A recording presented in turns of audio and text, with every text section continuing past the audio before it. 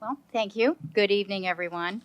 I appreciate the opportunity to be here this evening, and I also appreciate the opportunity to highlight our world of school breakfast and school lunch.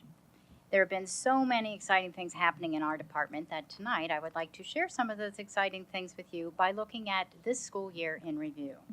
We started our year with a presentation at the School Nutrition Association's National Conference in July. I was asked to be one of the speakers in a session titled Turning Your Kitchen Managers into Leaders. To be honest, I was absolutely terrified to speak to an audience of more than 500 people, but I was beyond thrilled to share the story of our head cooks and their journey through leadership development.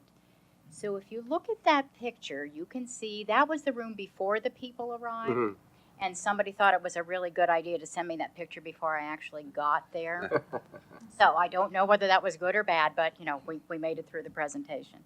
I was able to present to the audience the steps we took, why it was important, and a series of video clips that showcased our head cooks speaking about the things they learned and how they put those into practice in their kitchens.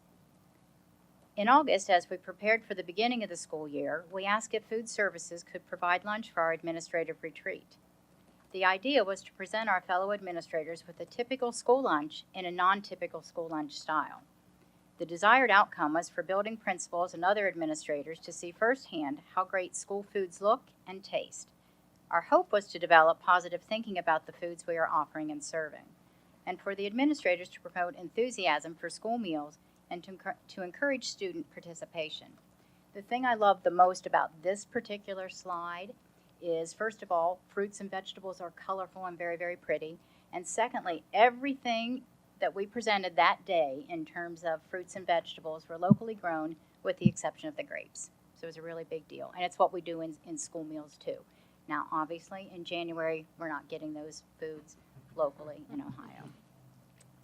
The greatest accomplishment, in my opinion, came to fruition in September with the introduction of the user-friendly online interactive menu.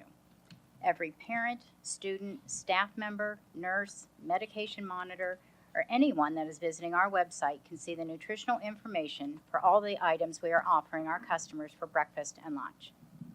The interactive menu gives everyone the ability to see the allergens, the carbohydrate counts, the ingredient lists, the calories, the fat content, sodium amounts, and pretty much any other information a person would be interested in knowing.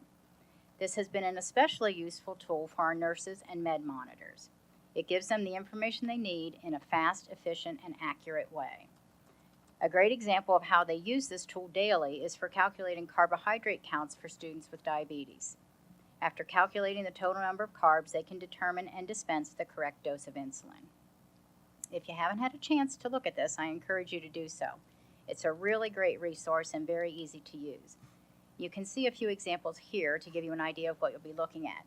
And with those particular slides, we just randomly chose some things. There are great things about this. Most of the pictures are the actual products that we're using on our school lunch trays. And for the yogurt, there are 3 different kinds that we offer. All 3 kinds are listed. You can click on it and it'll tell you what the differences are in between the 2 of them. And it's really a great tool and something that parents definitely have been fond of too. And, kind of food nerdy people like me are fond of it too. For the past 2 years, we have been focused on leadership training for our head cooks. We've been fostering and building on pride in our school nutrition profession. Part of that process included School Nutrition Association memberships for every head cook in all 30 schools.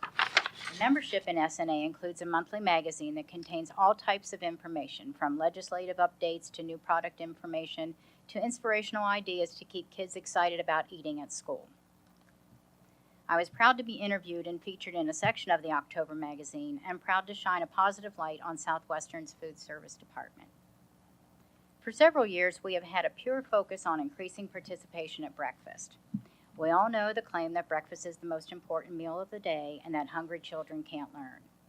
Our focus has been looking and testing new ways to make breakfast quick, easy, and available to more students. Just one of the new methods of distributing breakfast to students came with the addition of a vending machine at Westland High School. The machine is high-tech. It vends a complete breakfast in 7 seconds. No money is exchanged because it's not necessary. The vending machine is connected to our point-of-sale system, so students wishing to have breakfast from the vending machine enter their personal identification number through a keypad on the vending machine, similar to the keypad they use in the cafeteria line, and the machine gives them access to their meal.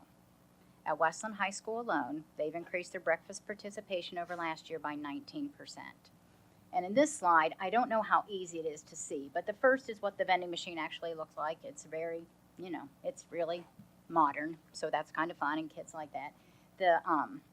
When you look at the series of slides, the first one is our head cook there filling the machine for breakfast, and it vends about 90 breakfasts a day, and that's all happening, 10 minutes or so, not a very long period of time. So it's just another option for kids. They can come through the line if they want, or they can go there if that's what they choose. Another concept we have expanded upon is a grab-and-go breakfast.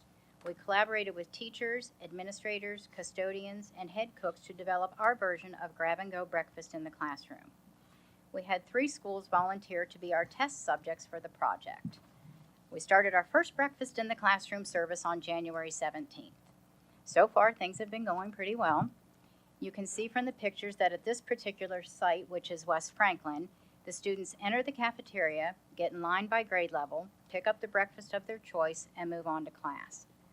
Teachers and custodians have commented on the ease of the program, the speed of the program, and how students do a fine job of keeping their desks neat and clean.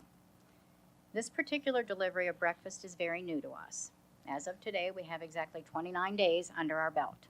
So it's hard to know with 1 month of operation if breakfast in the classroom is a success. However, it's the goal of food service to provide quick, easy access to meals so that children are hungry for learning and not for food. I've highlighted a few examples of what our school year has looked like. While these are the things I highlighted this evening, I can assure you that we never lose sight of the big picture, and we always work to enhance our guiding principle, or our main thing, to support the educational process by providing good tasting, nutritious meals in a safe, pleasant atmosphere within the budget parameters so a child's attention is on learning and not being hungry.